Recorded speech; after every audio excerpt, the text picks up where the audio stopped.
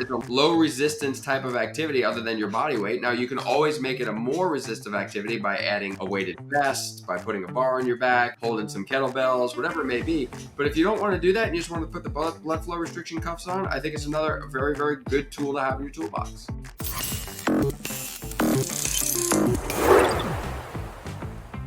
Hey everybody, Doug Adams here with Run DNA Podcast, and happy to have Scott Greenberg back on the show here. I think we're kind of noticing a theme. We were just talking about it of maybe like 5 things with Scott and Doug here. Although if you listen to our last one, it turned into 11 things there, which is very typical of Scott and I. But our goal with this is really just to provide some quick, concrete tips and tricks that you can use when working with runners. If you're a runner yourself, we want to even include that.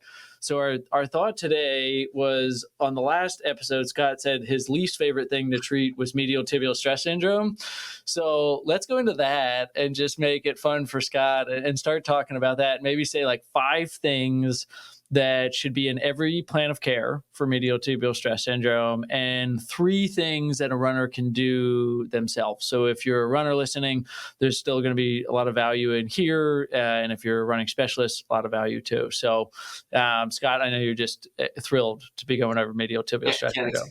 Like I was telling you before, I couldn't sleep last night. I was so excited to talk about this today. Yes. Yeah. I mean, it's one of those things, but it's the incidence of it is like, I think it was just looking up some stuff before. It's like 20 to 35% of runners experience this medial tibial stress syndrome. Definitely a common thing. And you definitely need to have some tools in your tool bag to help combat this, because you're going to see it.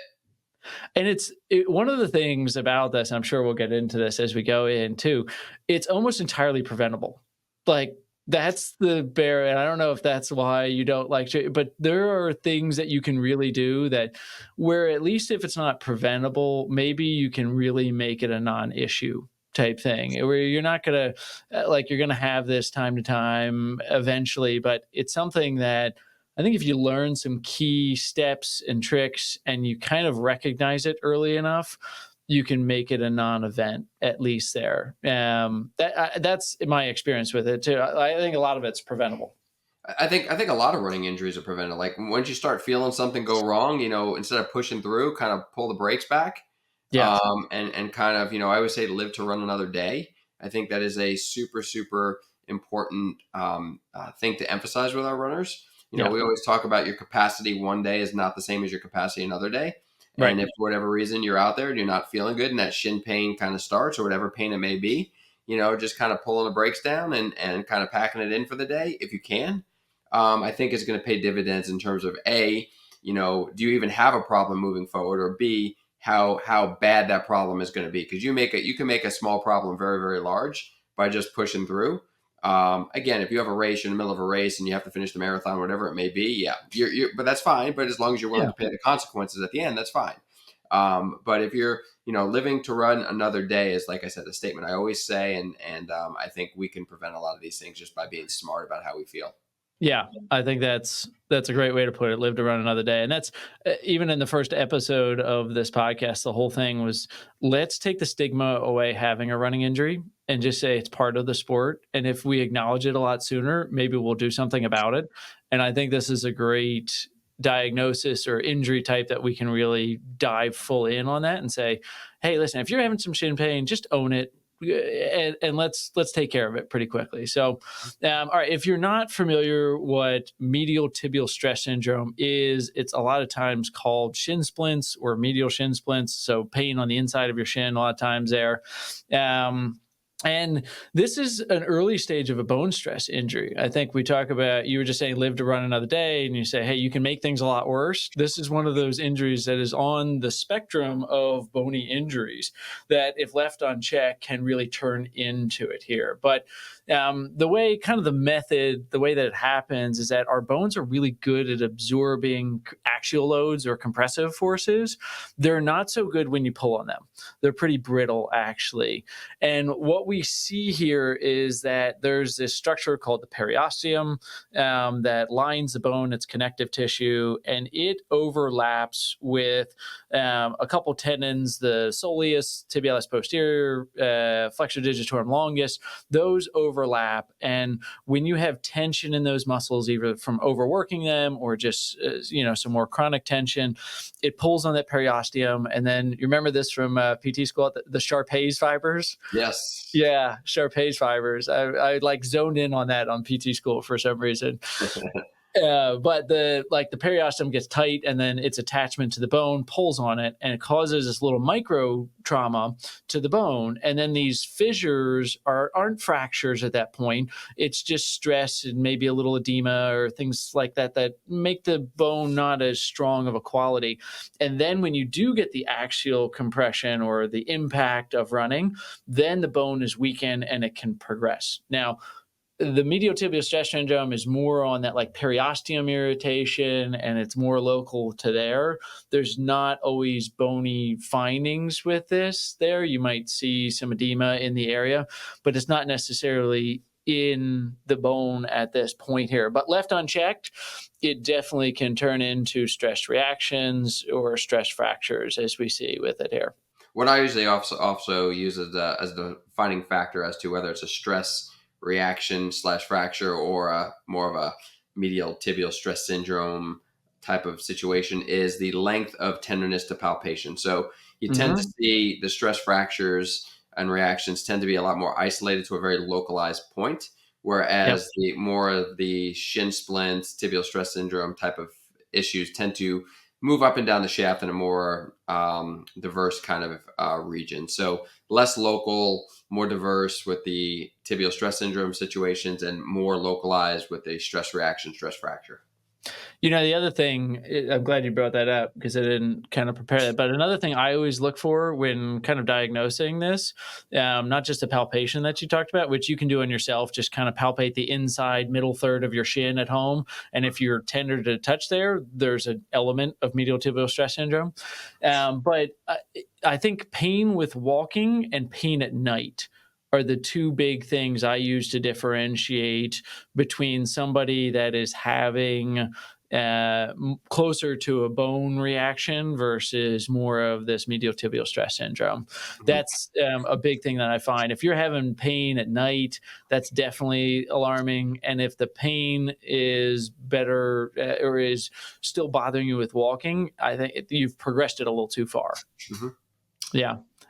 This is something I also, along the same lines, I see it in the early stages. I think the trick is it warms up a bit and you'll start to feel better as you go. And that's another way to kind of stage it too, is if it does warm up, you're okay. We like to follow the soreness rules that if it's sore for more than 24 hours after the run, even if it warmed up during the run, you probably did too much. But if it warms up and gets better as you run, that's better. I'm not talking like 4 or 5 miles warms up, 4 or 5 minutes warms up thing. So that's another thing, just if you're thinking about and either educating your patients or educating yourself about whether you have this, those are things that I look out for too. Yeah. I'm on board. Yep. Yeah. All right. That's kind of like diagnosis, method of injury, and what it is here. So let's dive into this treatment strategies. All right. So the way we did this last time was fun. Think about all right, what's the number one thing here that you would say is a treatment strategy, right? And this doesn't have to be anything specific. What's your number one? And then I'll share mine. Modify your activity and training load. I agree on that. And I went back and forth between that being number one or number two. I put it as number two because I want to first identify why that individual had it. Like, why is that the weak link in the chain? Okay, so we know that a lot of times it is related to training load errors, right? And training load errors, meaning doing too much, too fast, or too frequently, accounts for about 60% of running injuries. But in my mind, I see this as such a repeat injury that people get time and time again because one, I 100% agree the importance of load modification, but I also think that people keep getting this because they're not addressing the underlying cause and they're not figuring out why that person is having, or why you're having these injuries in the first place. So I agree with that, but I'm gonna throw it back at you. I'm gonna stay with my point. Whereas I think that would be number two, because I think these injuries are so multifactorial in nature, and there's so many different reasons why they can occur Yeah. that if you may not be right. And if you're just waiting to get that before and try to make that decision before you modify your activity, you're going to be down the same rabbit hole. So I think modifying your activity first and then diving into trying to identify, okay, now that we got things kind of under control, we're not pushing beyond where we need to, we're in a safe zone. Let's figure out what you were doing that was maybe contributing to this. That's my feeling. Just because, again, there are so many factors, and we Right. rarely know in running in general. We rarely know. We have some good guesses, right? Right. We're smart. We have some good guesses. We have a lot of anecdotal evidence, but there's very few things that really kind of lead us down the rabbit hole of, yes, we definitively know that this is the reason that caused that. Again, tissue capacity. What is the tissue capacity at a given time? What were your stresses? What was Yeah. your, how much walking did you do throughout the day on that given day following, preceding the run that maybe caused this? So again, there's just too many things for me to pigeonhole, like identifying the root cause immediately before you start diving into, let's back off, let's cut it back a little bit, and let's reevaluate as my framework. I see that as a point. I mean, I validate that and agree, and obviously, like in reality, these are probably both. Number one, you're going to do both on the first time you see a patient or things like that. But I see the point that like pain can change movement, right? We do know that. So you want to make sure. Now, I would argue like, hey, every session you should be doing evaluation and test retest, and I'm sure you're the same way. Like we should be looking at that. We should be really like individualizing it. So I don't know. We can let the listeners kind of say what they think, number one, or like, but I think you're probably doing both of these at the same time, right? Like on the first time somebody sees me, I'm going to modify load, but I'm also going to start understanding what's the biggest contributing factor to that. And that might change during the course of the treatment. You might be like, oh yeah, your ankle's super stiff. You have like no talocrural joint mobility, but maybe that happened because they're in pain and they're guarding, right? So you can say you need to do Pushing ankle to the egg a lot mobility, of times, right? So right? they have limited dorsiflexion, but why do they have limited dorsiflexion, right? Is Right. it something up the chain that's preceding them to have limit? Is it that knee goes into too much valgus, which pushes their foot into into the abductor position Yep. where they don't actually push into dorsiflexion? And Yep. yeah, exactly. And So you're torsioning and doing correct. that. So yeah, so this is where I'm a big proponent of the runner readiness assessment. I would do this on the first day. We're going to look and break down and understand, hey, like I do see a lot of ankle mobility restrictions with this. I do see a lot of hip mobility and glute activation issues with this, and foot. I think that the foot is often asleep at best and maybe a little slow more commonly there. But I'll see that a lot on the runner readiness. So I think I think a general treatment approach, as always, for every injury is just find the personal thing that person needs and realize that that's going to change over the course of the treatment potentially too. Mhm. That don't just say like, oh, on the first visit, this person had ankle dorsiflexion limitations and I'm just going to mold their ankle for 10 visits. Like don't do something when it's better and keep evaluating to see what the most important thing is. Mhm. But all right, load modification. Let's go a little bit more into detail about that, right? So, for me, one of my first thoughts is not all load modifications are created equal. And I think I'll say that because I think a lot of people will say load modifications, but there's more dangerous load than others. So, what I mean by that is reducing the intensity is often my first thing because you'll get a lot of resistance to reduce the frequency at which they run, and you have to still be an advocate to the patient for the patient. But I think that modifying intensity is often my first thing that I'll suggest, depending on the stage of it, right? Like if somebody's coming to me fairly early in the process, I'll say, hey, let's cut off speed work for the next little bit. Like cut the strides, cut the hill repeats, cut the track work. Let's try that first.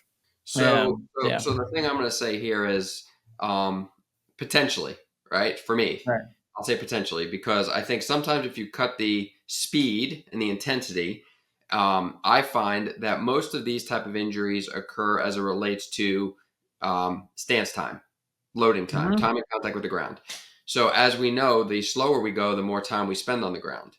Right. So if somebody is spending an excessively long amount of time on the ground, in a certain position, let's say, and this is where you got to start looking at things like rate of pronation, the amount of pronation, Hmm. and if they're in a position for a prolonged period of time, that to me is problematic.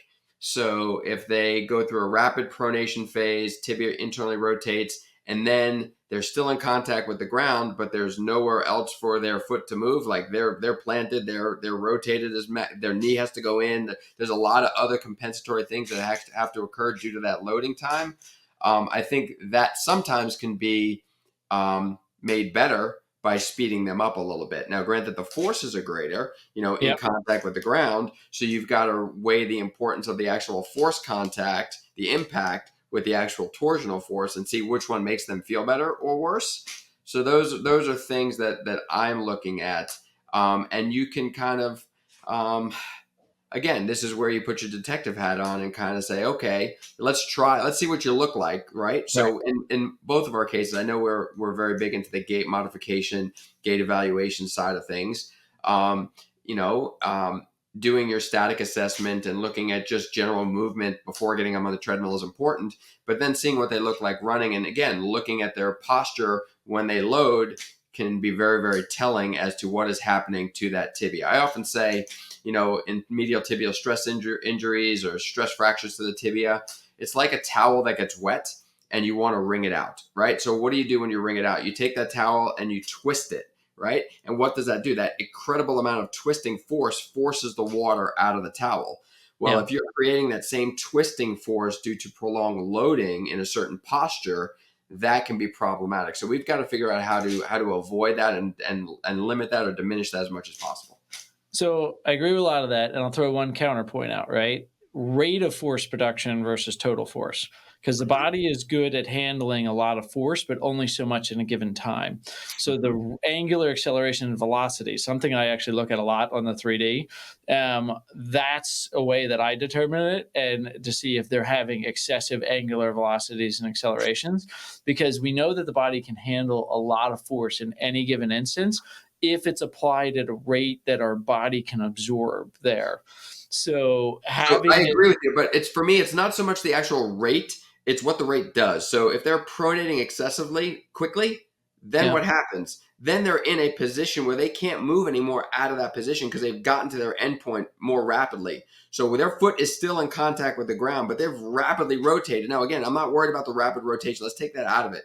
Let's take the yeah, fact that they've just done this motion and now they're, or in if the same thing as a rapid motion with limited or decreased mobility. They have decreased mobility, but yet they're still in the stance phase for a prolonged period of time. They're going to be beating up a certain part of that tissue excessively long because they have nowhere else to go. So that's yeah. why I think joint mobilization and dorsiflexion mobility and those type of things are very helpful, is because they create more degrees of freedom for that joint to move. Mhm. Yeah, it's a mitered hinge. We know that that's important. And we know that, like, this is directly out of one of our certified running gait analyst courses, right? Axial torsional loading. So Yep. compressing and twisting at the same time reduces the bone to 59% of its normal capacity, Yep. which is not enough to run downhill. So, I mean, I agree with those things. I just think the intensity, for the most part, I've done like tons of gait analysis where everyone always says, this is kind of like a soapbox of mine. Everyone's like, oh, well, my form will look so much better when I run faster. And guess what? It doesn't. It Mm-hmm. actually, like, it looks worse from like all those things you're saying about posture and body position, but they're just not on the ground long enough to feel some of the I interaction. think I think most people's form improves if they run faster at their maximum speed, to me. So again, if they're still going faster, but yet they're still holding back, I think to me they're still not very natural in terms of their form. Like again, it's very, very hard in my opinion to sprint a Yeah. certain way. Yeah. And I think when we run at speeds slower than sprint speed, I think our body takes over and tries to find out the way that people deem is maybe most comfortable at that given time. And I don't necessarily always feel like that what's comfortable for them at a given time will be the same comfort level if you educate them on a different way to run. They just Yeah. might not know any better.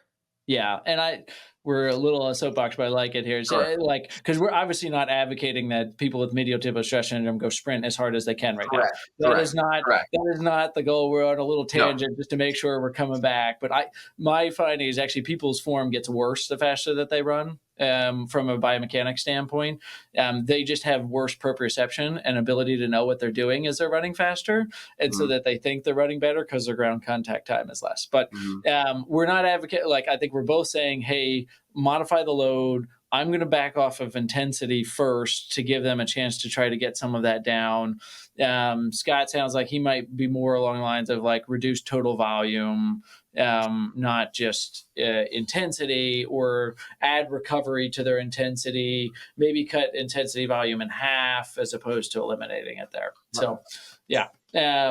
Another thing to think about along the same as I'll call this number 3, but it's similar to modifying that is Yeah. change the terrain in which you run. So I'm a big proponent of maybe with these type of situations running uphill, right? Yeah. I like So running uphill because you yeah, decrease the amount of torsion. load modification, I would still put that under load modification, and Mhm. I was going to include like body weight support at the same point. So whether you're doing like there's alter G, there's lever, there's light speed lift, there's boost treadmills, there's like lots of great options out there that people can use.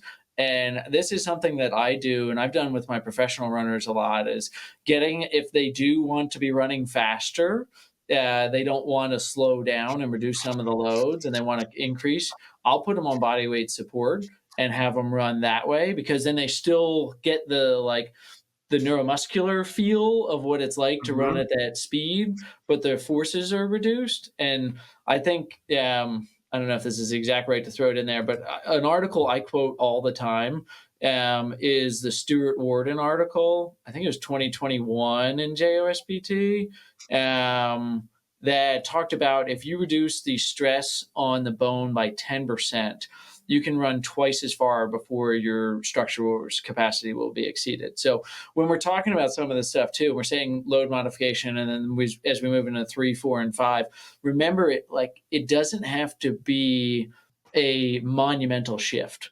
It could be 10%, and that's going to let the person do twice as much as they were doing before they got injured. So Yeah. a little bit goes a long way here. Yeah, and when I use the Alter G and the Boost a lot with my athletes, right? It's part of our return to run Yeah. progression with pretty much all of our injuries. And to your point, a little goes a long way. And like for me, I don't get them on the treadmill lower than 65 to 70% of their body weight. Anything lower Yeah. than that to me is like they're floating, and it's kind of counterproductive. It can change their We form. Any more than 20% 100 reduction changes their form, 100%. and can have a little bit of negative impact. So why do too much? Unless it's like a pain thing. That the more than 20% is more like you're post-surgical, or you're getting somebody back from non-weight bearing, and it's like it's Right. this or nothing type thing. Right. And I'm a big fan just in general of, if you're a mileage kind of person and you need to get your mileage in, I'm a big fan of getting some of that mileage in on the Alter G, even if it's at 90%, of your Yeah. body weight. Because again, like Doug Mhm. just said, for those given reasons, taking an extra 15 to 20 miles of your weekly mileage out from the road and putting it at 90% is going to go a long way. Yeah. Yep. All right. So you kind of already alluded to my number 3 and kind of grouped it in there together, but I'm going to say gait analysis is number 3. I think that's a huge part. I think one of the stories I always love to say is when I first started working with a lot of pro runners, I remember working with Drew Hunter, who we've had here on the podcast. And Drew used to tell me, it was kind of a funny introduction, and told me a lot about Drew. He's like, I feel like I have a JV high school injury because I just get shin splints all the time type thing. Mhm.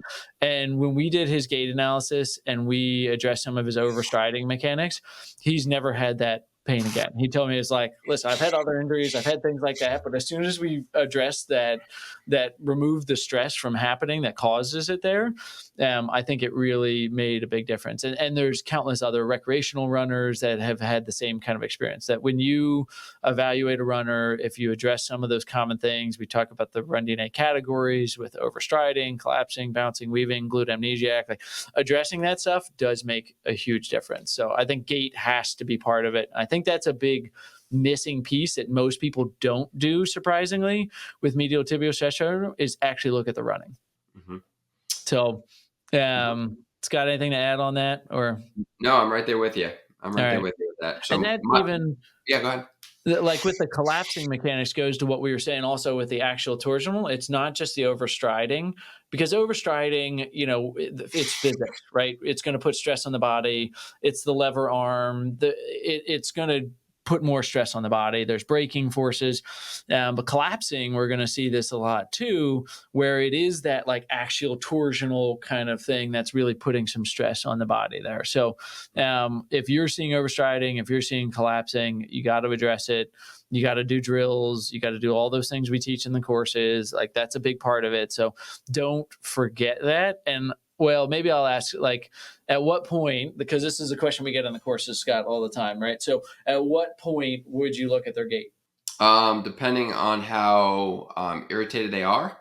And I'd probably try to get them on. I would definitely test them visit one and see where Yeah. they're at. And Yeah.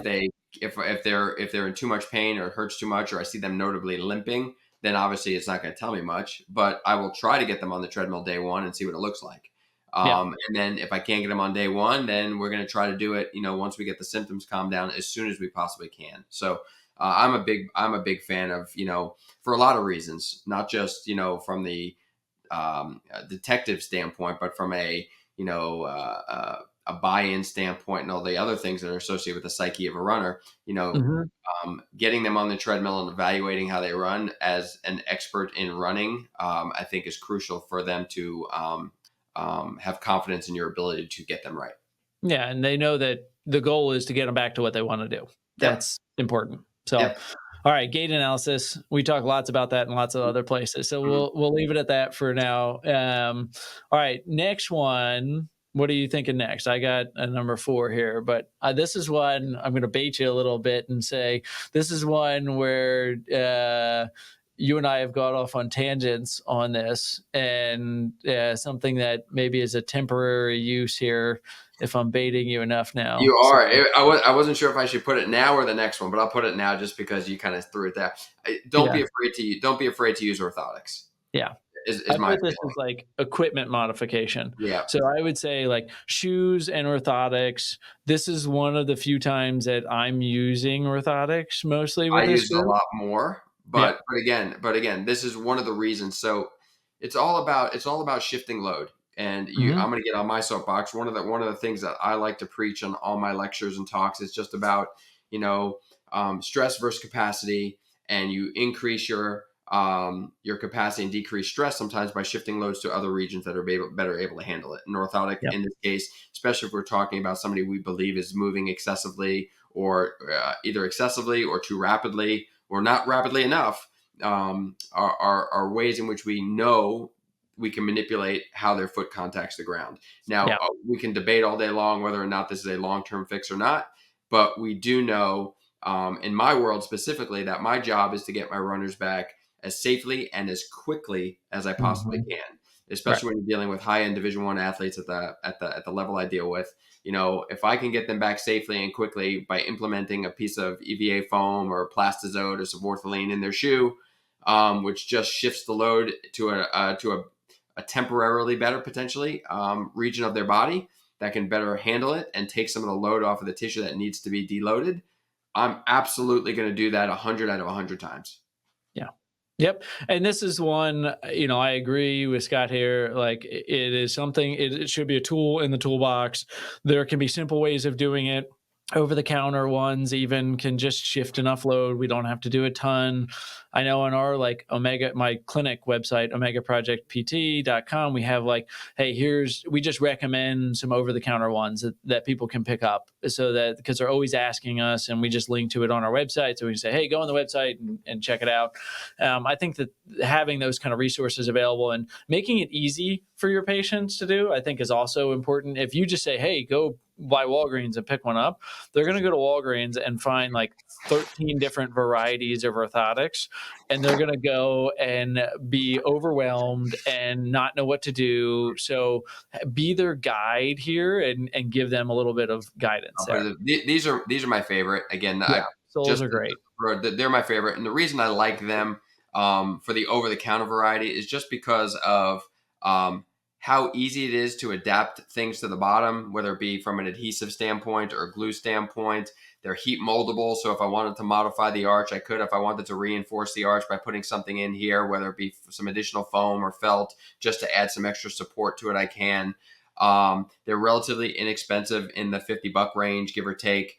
They make thin, they make wide. So if you've got a wide foot, they have it. If you've got a really thin foot or need to put it in a cleat or something, you can. So they have different ways in which you can kind of manipulate it based on the shoe you're putting it in. But to me, if you're just trying to go for a quick fix, not spend a whole lot of money, these are a great product. There are some other ones I don't like as much just because of the bottom not being as smooth and not being able to take to glue as easily.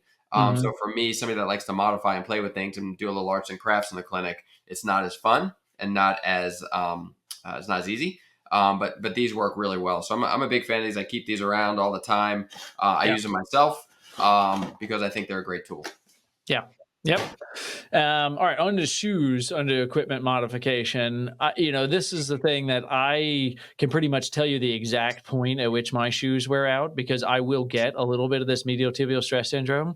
And there is a shelf life to shoes. I think it's important to acknowledge their role in this, that you should be paying attention to this, keeping track of it, making sure that you're switching your shoes out appropriately.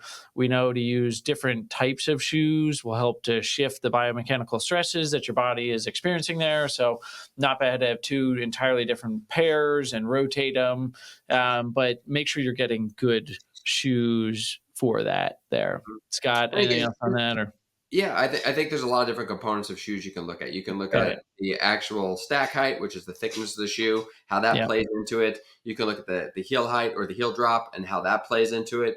You can look at the actual just general weight of the shoe and how that plays into it. Are there any flares? So all of these components need to be evaluated. And this is, again, where you put your detective hat on and say, okay, how is this particular shoe potentially leading to a gait mechanic that is maybe suboptimal.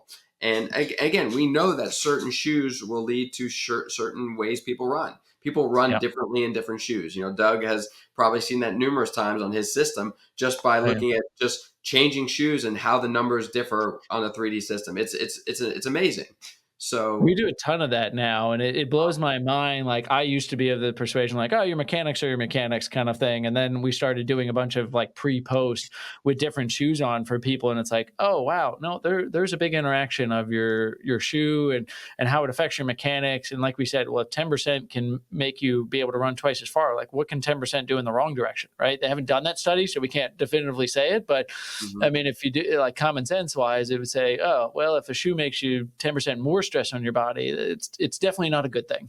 The interesting thing is, people always say the most important thing and we saw this with my athletes at the college level is, what's the most important thing in picking a shoe, right? Comfort. Nobody will debate that. Comfort's the most important thing.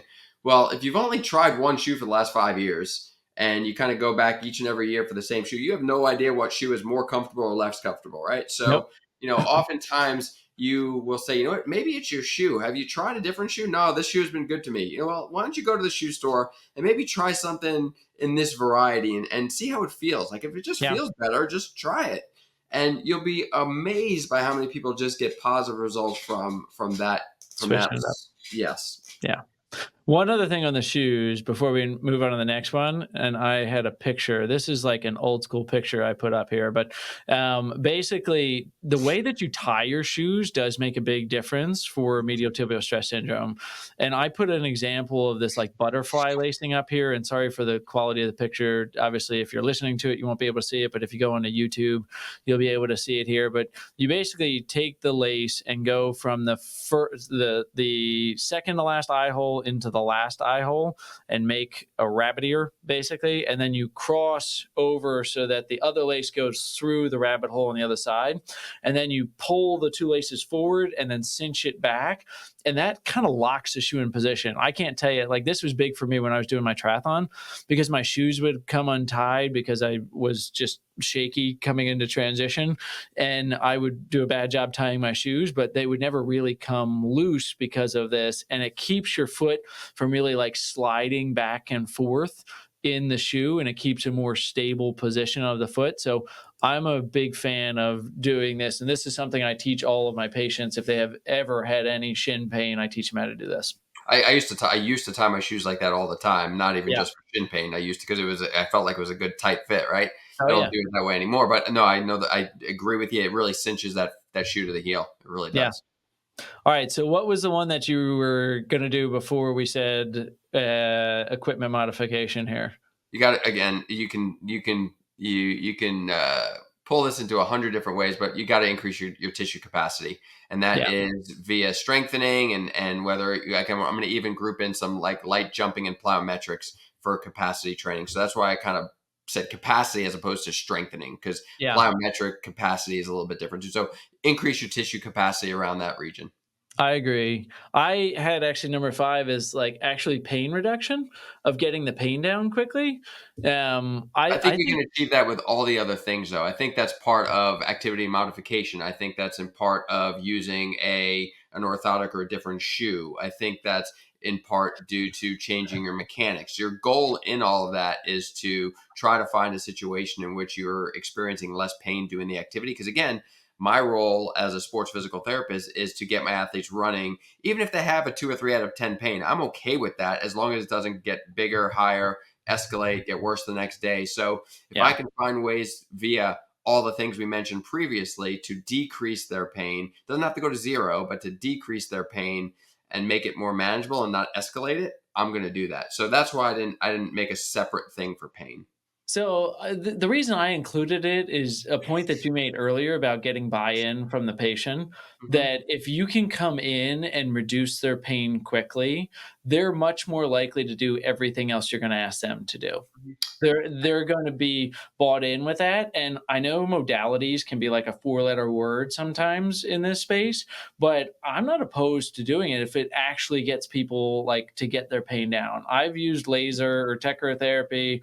I've done things like that that have really been a pretty significant factor in getting people's pain down, so that we can analyze them and see what their actual movement patterns are like. They can do less training load modification and stay more with their sport. So I just wanted to bring up the point, because I don't think it should be a stigma of, if you can do something like, there's good evidence now for a lot of these things. I mean, we're seeing laser and tech, like those tech are there, like we're seeing more and more articles to support some of those. And empirically from my own practice, I really do find that if I can get somebody's pain down quick, and if they're like, geez, I went to one visit with Doug and like my pain was 75% gone, then I have got their buy in. And when I tell them to modify their gait, when I tell them to do strengthening, they're going to be all ears and they're going to do what I tell them to do. So I I agree. don't think it should be a stigma. Yeah, no, I agree with you 100%. And I achieved that, like I said, via all the things we mentioned. I'll do like arch Yeah. taping prior to orthotics for that same exact reason. Yeah. So it's just we're in semantics here as to like how we kind of, is that its own separate category? Is it part of the other Right. categories? To me, it's part of the other categories. If you want to dial it out separately, it is obviously it's an important component, but for me, it's a subcomponent of some of the other Of all ones. the other ones. Yeah, and I think it's a unintended, well, it's an intended, but it's it's just a consequence of doing some of the other things like you said. Yeah, and good point about like tape the arch before you put a orthotic in. That's a good addition to what we were saying earlier. Just try them out with that first to give them the confidence of there. I do a lot of arch taping just to see if it helps out. Hmm. I think that's made a big difference. So and yeah, increased capacity. I agree. It has to be part of the equation. It has to start early. We need to make sure that people, like we said in the beginning, it's a high rate of reoccurrence for this injury. You have to have a plan, and it's not just like stretch your calf after you run. There needs to be a lot more comprehensive plan. And Hmm. then what you'll find, and I think a lot of people will go on to Dr. Google and check out for these things, and they might look at like Instagram post or things like, but it really has to be a lot more comprehensive than that. So, all right. So far we have load modification, identify unique cause, gait analysis, equipment modification, capacity, pain reduction. We're doing better. We were at 11 for 5 last time. Yeah. We're at like 6 or hmm so now. So we're definitely doing better. So maybe anything else before we switch to like three, I'll kind of share like three exercises I have my patients do. And obviously it's going to vary a lot based on the individual. But anything else about the actual like treatment strategies before we jump to the other stuff? Recover. Make sure you're Yeah, taking care of your body in the other ways. Sleeping, eating nutrition. well, nutrition, all that stuff. Again, in everything we're going to talk about in these segments we do with the top 5 with Doug and Scott or whatever it is. Yeah, Recovery's got to be a part of all of it, right? Nutrition's got to yeah, be a part of all of it. Building capacity is going to be a part of all of it. right. All of that is they're very, very common things that will keep you on the road running stronger, longer, healthier, and none of them should be neglected. So maybe let's get a specific then, just before we move on, right? All right, you pick one thing that's top priority for increasing capacity for medial tibial Sleep, stress syndrome. sleep, sleep, sleep. Sleep. I think to What me about the like most important part of yeah, increasing I recovery is I sleep. agree. It's the number one performance enhancing drug, but from an increasing capacity, is increasing tissue capacity. If you were going to pick like an exercise or something, like what would be the number one focus for medial tibial stress syndrome for you? Would you do like soleus? What would you do? I think you've got to look at to me you've got to look at the cause of why somebody is putting that torsional force through their tibia. So Yeah, it's a combination of soleus, posterior tib, potentially glute med, quad. yeah. All of those things have influence as to that torsional force that's going through. So I'm going to say, being a foot guy, I'm going to say make sure your tibialis posterior is doing what it should be doing. Yeah. All right. Well, that goes into like starting with some of my exercises there. Like an exercise, like if I'm thinking three things that I just probably most commonly, again, we're going to preface this with it would be very tailored and individualized to the patient. It would be something that we really want to make sure is specific to what they need. But like a calf raise with a ball squeeze is a great way to start with it. I've got a picture of it up here with some instructions. This is like one of the exercises we have in the Run DNA app there. I think that one's a great way just to kind of get a little activation. I don't know if we can call this like a true capacity type exercise there. Yeah, Couple it with yeah. blood flow restriction therapy, Doug. Couple it with some There BFR we cuffs. go. Put some BFR on that. Love it. Yeah, yeah. There we Why go. I not, think that's right? Because perfect. again, it's a Yeah, low resistance type of activity other than your body weight. Now you can always make it a more resistive activity by adding yeah, a weighted vest, by putting a bar on your back, holding some yep, kettlebells, whatever it may be. But if you don't want to do that and you just want to put the blood flow restriction cuffs on, I think it's another very, very good tool to have in your toolbox. yeah. Yep, I agree. All right, next one I have a video for, and I think I've got the audio, and I think it's going to cut us out, Scott. Here, just FYI. But here's it's a weight bearing ankle supination pronation exercise that I really like to do, and this would be great to do with BFR. It's also good to start adding like some load in your hands, and you can do lots of different variations with it. But here's another one, another video, and I think it'll talk through it. So, that's just an exercise like if you couldn't see it, I was standing on one leg and I was just moving my opposite leg, my non-stance leg from so slightly to the lateral side, the outside of my leg, and then slightly to the like back outside of my leg and go back and forth. And I like that one a lot just because it's nuanced actually, and it forces you to control a lot of the other segments as well. So, definition of kind of a closed kinetic chain exercise there. But, I do really like that exercise for getting some of that tibialis posterior, for working on some of those things too. Yeah, there's a whole Um, host. Whether I call them some like matrix yeah, taps, where I'm reaching in the different yeah, directions of a matrix, or I'll do something called I call it a lunge with rotation. I tend to yeah, find my lunge with rotation really work more of the pronatus longus as it depresses the first ray. yeah, So I'll have them in a lunge position, holding a weighted ball, and I'll have them rotate to each side. And as they rotate, and they start to lose their balance, their first ray really has to dig into the ground to kind of gain that support, and it really enforces that arch. So again, great tools to use not using a whole lot of resistance there, right? You're using just your body weight, maybe a little bit of the ball to throw a little bit of momentum and whatnot into the equation. But again, I sometimes will throw a blood pressure cuff on that and do it with that type of activity to really just heighten the response a little bit. Yeah. Yep.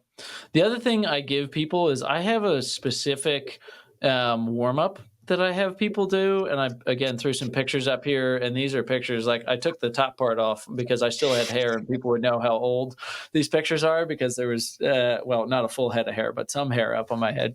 But I have people do, so toe walking and heel walking, and do it in 3 positions with the feet facing forward, the feet facing away from each other, and the feet facing towards each other.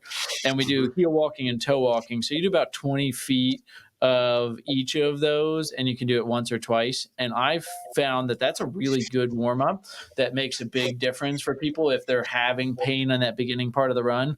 That does make a big difference. I've seen people do like backwards hill walking is another way to loosen up as well. I know that actually that's kind of like popular now, like backwards uphill walking.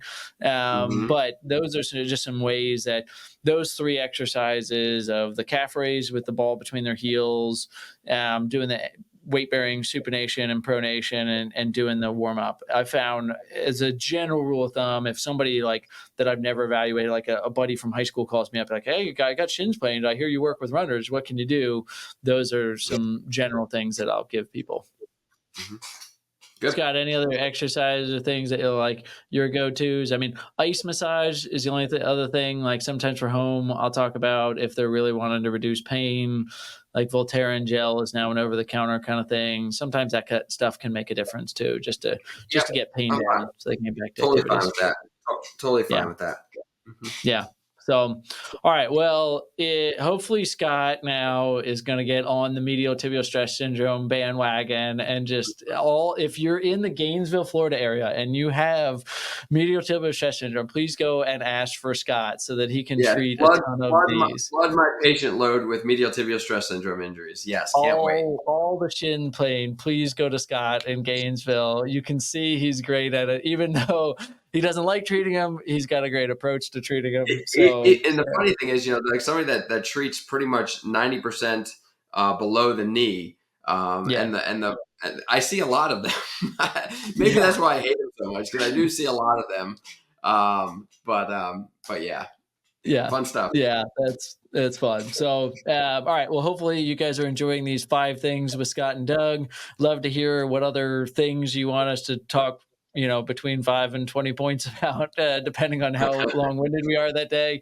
But thank you for listening to the Run DNA podcast. If you want to hear more kind of stuff, subscribe, and also check out the newsletter. Head over to rundna.com and sign up for the newsletter. We should have a link for it as well. But appreciate everyone listening, and hope you're having happy, healthy running. Thanks, Scott, for being on. Absolutely. Like what you hear?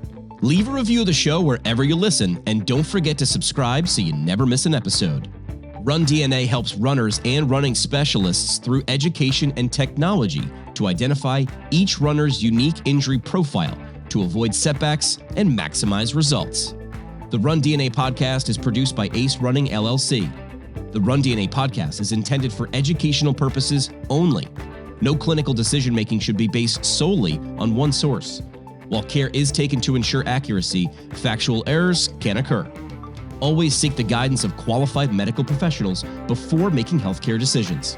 Find us online at rundna.com.